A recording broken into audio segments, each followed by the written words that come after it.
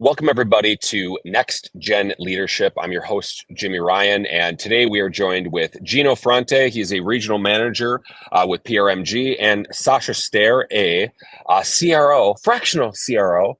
And today we're going to talk about something that I think is super relevant to this market. It's what is the value of an area manager? What is the value of a regional manager? And what's the value of a producing branch manager? What roles do they play? And, do you really even need one? There's a big shift right now going to like broker.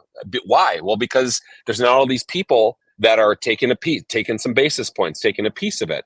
And I think it's super relevant because people are looking at their rates and looking at the rate sheets and look, there's margin compression. My rate could be this or it could be that. And if it's that, I might win more deals. If it's this, well, then it becomes a little bit more challenging. So we're going to open this up with asking the question, Gino, is that, look, what's the value of a regional? What is the value of an area manager? What's the value of a producing manager, branch manager? And why would you say that they are either not necessary at all or necessary in this market?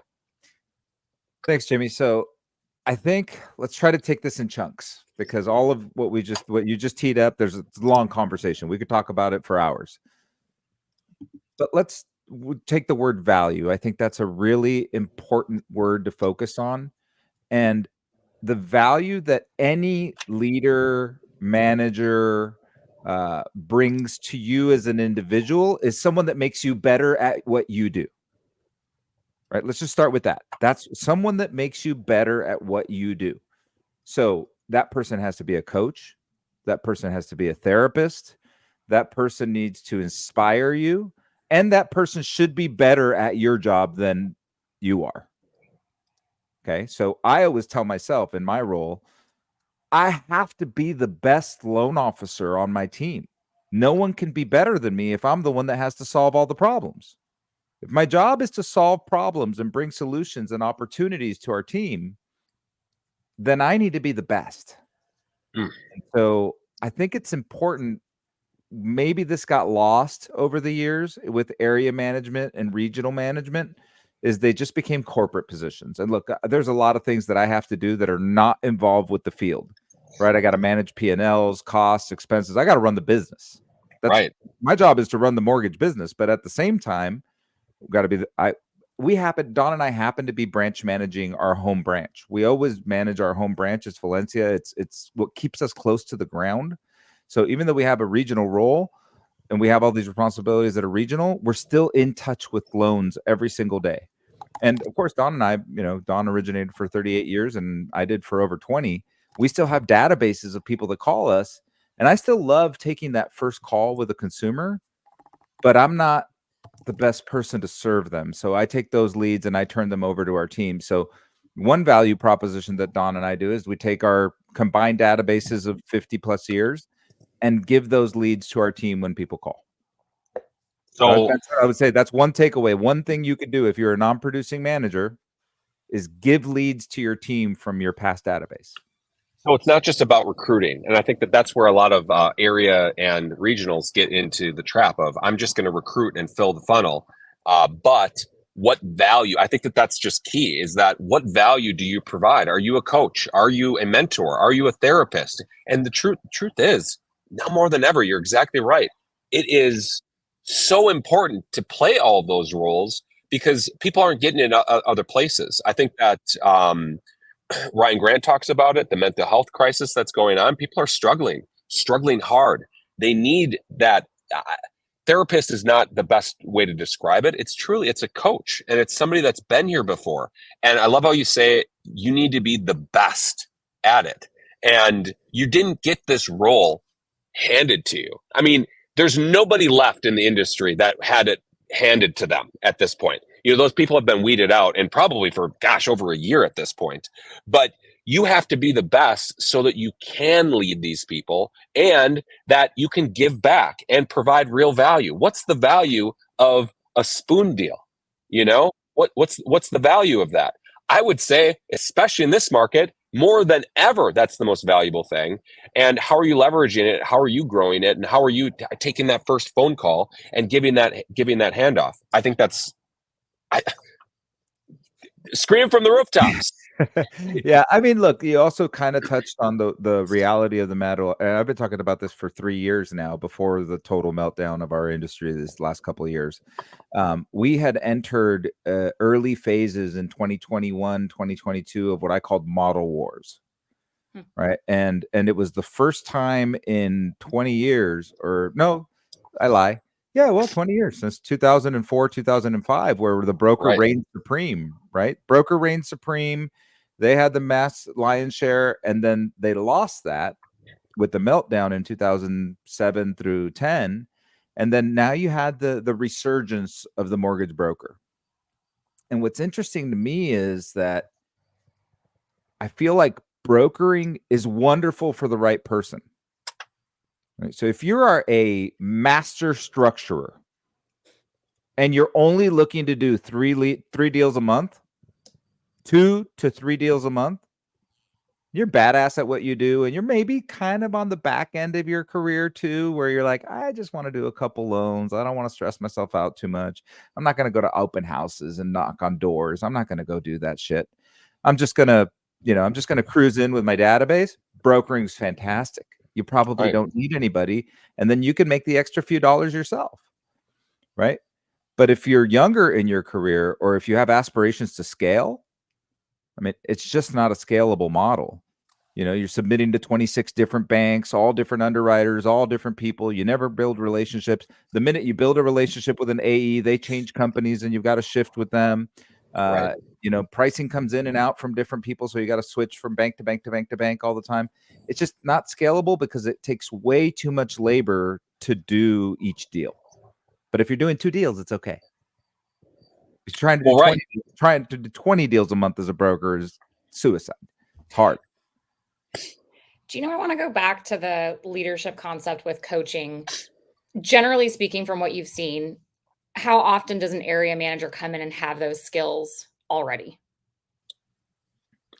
I think area managers are still pretty good. I think sometimes regional is the one that starts to get a little more detached and starts to close to the ground. Starts to kind of focus more on the recruiting piece. Yep. I think that's where the distraction, like Jimmy brought up, the distraction of recruiting, because and this is a really great conversation starter. It's how do you balance your responsibilities? Sure. Right. My corporate responsibilities versus my responsibilities to my team. And retention, to me, is more important than recruiting. Right. And so we probably do it backwards, because we're retain first, recruit second. Right? Because it takes too much energy to recruit. And it's expensive. It's just, but it's also just not. I don't even like the word recruit. The way I look at it, I have friends in the industry. And someday, if one of my friends is unhappy, I hope they call me. Yeah. That's kind of the way I look at it. I don't dial 50 people a day. I don't text 20 people a day. That's just not what I do. You probably could. You probably could. Of course we could. Of course, we know thousands of loan officers. Right. But we want relationships to be organic. We want people to say, hey, tell me more about what you do. Yeah. But going back to that, Sasha, just for a minute, balance of responsibilities is one of the things that everyone struggles with. So the loan officer struggles with work-life balance at home usually. And we all have that struggle, right? Regardless of your position, everybody has a work-life balance problem. And then for area managers and regional managers, there's a lot of fiscal responsibility that comes with that role. And so how do you balance that? You want your loan officer to win. You want to keep your processing team, manufacturing team employed, and you got to turn a profit for the company. Right. In this market, maybe you just need to break even. You might not even need to turn a profit. This is a little sad, but you could celebrate breaking even right now. It's not a bad thing. Like if you break even in this market, in summer, you should be turning some profits, but this is more like the last time I saw a market like this was like 2012. And then maybe for a minute in 2018. Right. So people that had the experience or been in the business long enough haven't seen markets like this, and Mhm. Right. so they struggle with it. For me, I'm more like, oh man, again. It still sucks. How do you coach those regional and area managers through that? You know, both the emotional, how am I going to coach the coach, but then also the fiscal responsibility. I think we were talking earlier before we hopped on this call that my first boss in this industry told me if I ever wanted to run a company, I better manage my own personal finance as well. Because if you can't manage your own personal finance as well, you're never going to manage a company's finance as well. It's So just like that was something that stuck with it's me, the same right? thing I tell a real estate agent. I'm like, you rent and you're telling people to buy houses? Like, it's almost disingenuous. Like, it's like Right. there's a disconnect between what you do. So you touched on a really good point. You know, people talk a lot about authenticity, and along with that word, when you're thinking of authenticity, I think the other word that goes with it that's long time left behind is congruency. Mm, Are you congruent in your actions? I mean, you have to be authentic, but that's also, you got to be congruent. So like, somebody told me, and they were just honest with me. They were like, you should probably lose weight. And I was like, well, that's an odd thing to tell somebody. And he goes, you're this like hyper successful person. You lead all these people, you do all this stuff, and then you look kind of like slobby. I was like, oh, wow, thanks. Well, shit, but that was impactful. I needed to hear that. And I hope he was fit or she was fit. yeah, they were fit. And they Okay.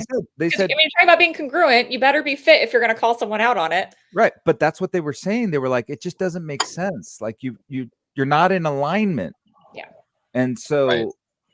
I think that in order to be able to coach people, and I said you have to be your best, in order to be able to coach people and lead people, you have to be good with yourself. And you just said that, Sasha, same thing. You said it financially, but I think, and you mentioned, Jimmy, the mental health issues right now. It's hard. It's hard. The answer is it's hard. There is no one answer. And the answer is it's probably not a top-down thing. It's a community thing. In fact, that's why we built this community. I love that. It takes a village to make it through right now. I have bad days too. Right. And I reach out to Don and he makes me feel better. Or I reach out to corporate and somebody at corporate feels better. Or I can reach out to you guys and you guys make me feel better. So it's just have a network of people that are your coaches, co-coaches, people that get you through life. They don't have to wear the title coach. My kids are coaches. I learned from my kids. It reminds me of Craig Davis, who's a big member of the Momentum Builder family, who used to be my boss at Finance of America, right? He was my regional. And, I see him doing all this coaching work and everything now, which is wonderful. It's his passion. It's what he was good at, but he was always focused on just a few people. Now he gets to share that with everybody. And when he interviewed Simon Sinek towards the end of COVID, he did a beautiful interview with Simon Sinek. If you haven't seen it, go to LinkedIn and find it on Craig's page. It's Actually didn't know that. awesome. And Simon, I'm not a fan of Simon Sinek. I'm just going to be honest. I don't like him. It's kind of weird. But he said something that really stuck with me, right? So even someone that you don't necessarily feel great about can still impact your life. Mm-hmm. And so he says that he learned along the way that there is not mentor-mentee relationships, but the best relationships are mentor-mentor relationships, where both people learn from the relationship and both people improve. And so I think that's the basis of how you can make area managers better, regional managers better, teams better, right? Is community and give each other constructive feedback to elevate, right? The rising tide lifts all boats. Yep. I think that's what it takes right now. Like, you're not going to do it alone. You can't fight this market alone. You got to do it in team. Yeah. And look, iron sharpens iron, sharpen the saw. 7 Habits of Highly Effective People. You do have to do that, and you have to call people out for being fat. I guess so. I mean, look, I have right now. I think we have like 25. No, I think we have like 25 loan officers, and some allow me to be tougher with them. I know you wanted to ask about one-on-ones. Some allow them to be tougher. Allow me to be tougher on them because that's the approach I need. Some of them need to be told you're not good enough and you need to get better. Right. And other ones need their arm around them and you need to support them and slowly elevate them. So I think that empathy Yes. for the situation of the person you're trying to help, regardless of what it is probably the most important quality you could possibly have as a leader right now. And what I you're agree. referring to is situational leadership, right? Meet the person where they're at, give them what they need. And sometimes that might change. They might need tough love right now. And then in a year from now, it could be more of that nurture, right? Yeah. And I think that I want people to be hard on themselves too. Sure. So I'm not trying to be hard on them myself. I try to stimulate thought process. Mhm. Like, hey, you said you wanted to do 100 million, but you're not doing the activities that you need to do 100 million. Have you thought about that? Something like that. Not, dude, you're not making enough calls. So Right. approach, right? Content and approach are two different things. Don loves to say, good content, bad delivery. Right. I'm the bad here- delivery guy. He's super smooth, you know? Well, but it goes into, it really does go into everything. It's like weight loss or just being physically fit in general. Hey, you said that you were going to get into shape this year. I don't see you with any of the results. And Gino, like, I applaud you. You've lost however many pounds. You haven't drank a drop of alcohol. You're having non-alcoholic beers, and that requires a high level of discipline. I mean, it's, and I'm not just saying like being abstaining from alcohol. I'm saying the full package. If you're going to be physically fit, it means that you got to eat right. It means that you got to abstain from alcohol. It means that you got to exercise. It means that you have to do all these things, and the results are being shown in you. And in the same way, when it comes down to business, is that your results are reflected in a P&L. Your results are reflected in what in what the profitability is. And if break even's a celebration, let's celebrate it. We're not losing money, but I think that's reflected in it. I want to pivot back to retention is greater than recruitment. I think that is something that just I want to cut that clip up because it is so understated. It is not focused on. Retention is greater than recruitment. Why? Yes, recruitment costs lots of money. Yes, you have to start onboard people. It takes a ton of time to get people up to speed. But retention is not just a regional area branch manager to loan officer relationship. It's also a, how do we retain our realtor referral partners? How do we retain our financial planners? Are you just calling 50 people and trying to get a deal or two out of them? Or do you have a real relationship? And I haven't originated in a year, over a year, and I still have people calling me, real estate agents calling me, asking me what's up. Like, and I'm calling them too. I want to know, we're friends. And I think it's deeper than that. So I speak a little bit more about this, Don, because I think people become so transactional and so bottom line focused. We need to get 5 more recruits. Well, how about you keep the 5 you have, and how about you keep them happy, and maybe you just incrementally keep them more with you. Talk about retention versus recruitment. Yeah, I mean, look, people don't leave. You've heard this. People don't leave companies; they leave people. Yes. And so we need to look in the mirror and say, if someone left, it's not because of our rates. It's not because we closed the loan late. It's because they didn't trust that I could make them better. So they lost trust in the system, whether it's, and in the individuals that are leading them. So for me, if I can't do a good enough job to keep the people I have no business going to get new ones. Yes. To me, it's that simple, right? Like, if someone leaves, I've got to question myself and say, why did they leave? What mistakes did I make? What could I do better? And I won't do it again. Now I can go get another person because I've reflected on that flaw, and I know that it won't happen to the next person that I bring onto the team. Accountability. It comes down to transparency and accountability. In your case, in the case of a producing branch manager, non-producing branch manager, regional area, it's just like your weight. It's just like your physical fitness. You can see it. you can see it on you. You can see it by, hey, do you have 5 brand new people and all of the 5 other people left? Why'd they leave? Well, maybe it's the systems and processes, but the systems and processes is a reflection of you, the leadership. And Right. are you having one-on-ones? Are you actually having the opportunity to be empathetic to their position, because you're actually talking to them? You're not just recruiting somebody, getting them in the hopper, and then collecting a check. I mean, it comes down to that. And do we have to be transactional? Do we have to turn a profit? Do we have to look at a P&L and actually analyze what we're spending money on? Yes, but you don't have that opportunity if you lose all of your people. You don't have that opportunity. And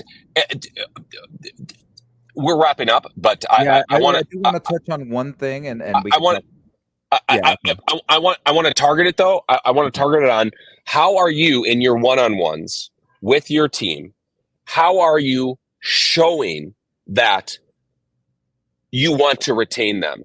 How are you showing that with actionable steps to somebody that is a branch manager or area regional, whatever it is, you're in a leadership role, trying to retain? How do you actually retain people? Start, stop, keep.